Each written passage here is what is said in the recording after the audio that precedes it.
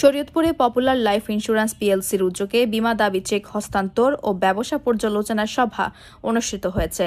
শুক্রবার ৬ মার্চ সকাল ১০টায় শহরের দুবাই প্লাজায় এই সভার আয়োজন করা হয়। অনুষ্ঠানে প্রধান অতিথি হিসেবে উপস্থিত থেকে বক্তব্য রাখেন পপুলার লাইফ ইন্স্যুরেন্স পিএলসির ব্যবস্থাপনা পরিচালক ও সিইও এবং বাংলাদেশ ইন্স্যুরেন্স ফোরামের প্রেসিডেন্ট শরীয়তপুরের কৃতি সন্তান BMA ইউসুফ আলী। তিনি বলেন, গ্রাহকদের আস্থা ও সেবার মান বজায় রাখাই পপুলার লাইফ ইন্স্যুরেন্সের মূল লক্ষ্য। সময়মতো বীমা দাবি পরিশোধের মাধ্যমে প্রতিষ্ঠানটি মানুষের আস্থা অর্জন করে চলেছে। সভায় বিশেষ অতিথি হিসেবে বক্তব্য দেন পপুলার লাইফ ইন্স্যুরেন্স পিএলসির অতিরিক্ত ব্যবস্থাপনা পরিচালক BM শওকত আলী এবং ঊর্ধ্বতন উপব্যবস্থাপনা পরিচালক সৈয়দ মোতাহার হোসেন।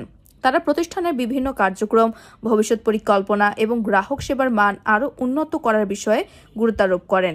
শরীয়তপুর জেলা শাখার সমন্বয়কারী সৈয়দ জাকারিয়ার সভাপতিত্বে অনুষ্ঠিত সভায় আরও উপস্থিত ছিলেন মোহাম্মদ মোখলেসুর রহমান, মোহাম্মদ জিয়াউদ্দিন সহ বিভিন্ন সার্ভিস সেল ও সার্চ প্রকল্পের ইনচার্জ বৃন্দ।